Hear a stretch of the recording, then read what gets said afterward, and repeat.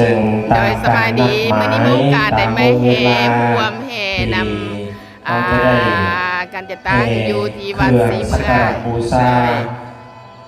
มือสังขารของยาเมศรีเมือง ส่งท้ายปีเก่าตอนรับปีใหม่ ในวาระโอกาสอันดี หรือว่าบุญปีใหม่ลาวประจำปี 2026 อยู่ที่วัดศรีเมืองเมืองศรีสัตนานครหลวงเวียงจันทร์ซึ่งมื้อนี้ก็เป็นมื้อที่เราได้นัดหมายกันมาทำพิธีอันสำคัญอยู่ที่วัดศรีเมืองณเวลาตอนนี้กำลังหาเกี่ยมความพร้อมที่จะได้เอาเครื่องสักการะตามวาระที่แจ้งการไปตามข่าวบุญที่ทางคณะสงฆ์วัดศรีเมืองได้เอาลงทางเพจวัดเพื่อประชาสัมพันธ์ถึงออกตนญาติโยมจากไก่และไก่ให้ได้รับผู้ทั่วถึงกันเนื่องในวาระพิธีต่างๆอยู่ที่วัดศรีเมืองซึ่งวาระในตอนเช้ามื้อนี้ในเวลา 10:30 นาทีคณะพระสงฆ์จะได้นำพาแห่เครื่องสักการะบูชาในศักดิ์หลักเมืองพร้อมด้วยคณะการนำที่ได้ถึงเชิญมาร่วมในงานในมื้อนี้พร้อมด้วยมวลชนที่แห่ครบ3 รอบแล้วจะได้เข้ามาสู่พิธีทางการในศิลป์ที่ในการไหว้พระหับศีลและก็กล่าวคำถวายเครื่องสังเวยแด่มเหสักหลักเมืองหลังจากนั้นก็จะได้ถวายทานต่างๆพร้อมด้วยการเคนจตุปัจจัยให้แก่ทางคณะสงฆ์พ่อแม่ครูบาอาจารย์หลังจากสำเร็จพิธีแล้วจะได้นิมนต์พ่อแม่ครูบาอาจารย์ขึ้นสู่หอรักเมืองเพื่อจะได้พุทธสงฆ์หอรักเมืองในเวลาโอกาสปีใหม่มาหอดมาถึงแล้วก็จะได้ให้ทางคณะแขกที่ได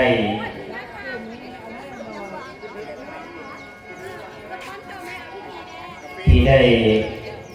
มานั่นได้ขึ้นไปฮดไปสงฆ์รักเมืองนำคณะสงฆ์พ่อแม่ครูบาอาจารย์หลังจากดีฮดสงฆ์รักเมืองเป็นที่เหี่ยวห้อยจะได้ออกมาทางด้านนอกก็จะได้เข้าสู่พิธีในการรับฟังคำสดุดีหลังจากรับฟังคำสดุดี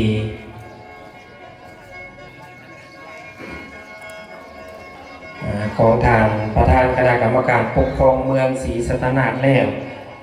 จะได้บาสีสุขขวัญในเกทางแขกที่ถึงเชิญมอห่วงจะได้ผูกคอต่อแขนปีใหม่ตามเหตุของประเพณีวัฒนธรรมอันดีอันงามหลังจากนั้นก็จะได้รับพรจากคณะสงฆ์พ่อแม่ครูบาอาจารย์มัดแขนถือว่าเป็นจบพิธีอันนี้สำหรับวาระพิธีในตอนเช้าของมื้อนี้เอาตนญาติโยมมาทั้งหลายและในช่วงภาคบ่ายในช่วงภาคบ่ายในมื้อนี้ก็จะได้มีการถวายพระเพลแด่คณะสงฆ์พ่อแม่ครูบาอาจารย์หลังจากนั้นพ่อแม่ครูบาอาจารย์ก็จะได้ประจำอยู่ทางด้านพามไซเพื่อจะได้ประชาสัมพันธ์ถึงออกตนญาติโยมที่ได้มาหดมาสงหลักเมืองหรือว่ามาขอพรอยู่ที่วัดศรีเมืองมาสงผ้าอยู่ที่วัดศรีเมืองในมื้อนี้ตลอดวันหลังจากนั้นเวลา4 โมง00ก็จะได้ก้าวเข้าสู่พิธี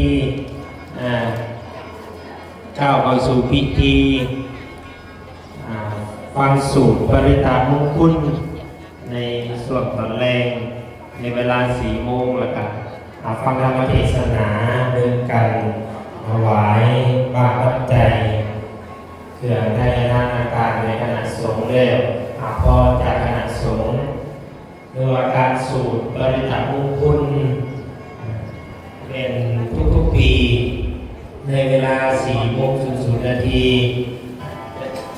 ได้สูตรประจำของเกิดญาติโยมที่อยากจะมอบห่วงบางคนก็ถามทางครูบาอาจารย์ก็หน่อยก็คือยังมาแน่ก็หน่อยจะมอบห่วงสูตรมงคลนำพ่อแม่ครูบาอาจารย์โดยว่าเขาหน่อยเป็นอะไรมากเขาหน่อยอยากฝากยังไงได้ห่วงสูตรเพิ่มจะมีเทียนออกมาคาทิงผมจะเรียกว่าหลายเอามาห่วงนั่นพ่อแม่ครูบาอาจารย์ในพ่อแม่ครูบาอาจารย์ได้สูตรให้เพื่อเป็นสิริมงคลหักโศกปีใหม่ว่าเพื่อสูตร3 มื้อผู้ใดมีโอกาสเวลาดีมาห่วงเด้อเปิดญาติโยมมาห่วงฟังสูตรปริตามงคลทุกมื้อตั้งแต่มื้อวันที่14มื้อวันที่17ออกเป็นญาติโยมทั้งหลายผู้ใดมีเวลาโอกาสดีมามื้อวันที่17นี่เป็นจะได้มีการต้มพระธาตุทรายอยู่ที่วัดศรีเมืองในสมภาควายเปิดญาติโยมผู้ใดที่อยากจะมาห่วงการมาห่วงนักโมเดลครูบาอาจารย์ได้ปีนี้ตัวพระธาตุทรายจะมีหลายกองเพราะว่าพระธาตุทรายมีพระธาตุทรายที่ญาติโยมเอามาถวายเอาทรายมาถวายหลายญาติโยมปีนี้ฉะนั้นแล้วพระธาตุทรายที่จะได้ตกปีนี้ก็มีหลายแต่หน้ายังมีอยู่3 กองพระอริสงฆ์แห่งการสร้างพระธาตุทรายที่ดีบูชาในพระรัตนตรัยได้พระอริสงฆ์ได้ใหญ่โตเป็นว่าได้พระอริสงฆ์จะมีโภคทรัพย์สมบัติหลายมีโภคทรัพย์สมบัติหลายใหญ่โตฉะนั้นแล้วการดีเข้าได้มาโหดสร้างการที่เราโหดสร้างที่ดีพระธาตุทรายบูชาในพระรัตนตรัยด้วยการประดับประดาด้วยประทีปของหอมเกิดกิริยาบูชาต่างๆอันปราณีตถวายเพื่อเป็นพุทธบูชาธรรมบูชาสังฆบูชา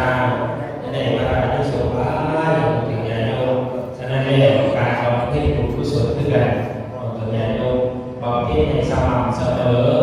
เราใส่บุญเก่าแล้วก็เสริมบุญใหม่เติมบุญใหม่เอาบุญใหม่เข้ามาเราได้สร้างบุญสร้างกุศลสร้างคุณงามความดีสร้างบารมี โดยให้พี่น้องเบิ่งตอนนี้ก่อนขอบใจหลายๆที่ติดตามรับชมอยู่ที่วัดศรีเมืองวัดยาแม่ศรีเมืองมาห่วมแห่เครื่องสักการะบูชาเรื่องในขึ้นเพียบฟ้าใหม่ปีใหม่ขอให้บุญกุศลนั้นหลายจงไปฮอดไปถึง FC ทุกๆท่านทุกคน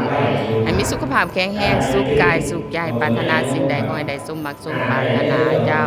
สาธุสาธุสาธุ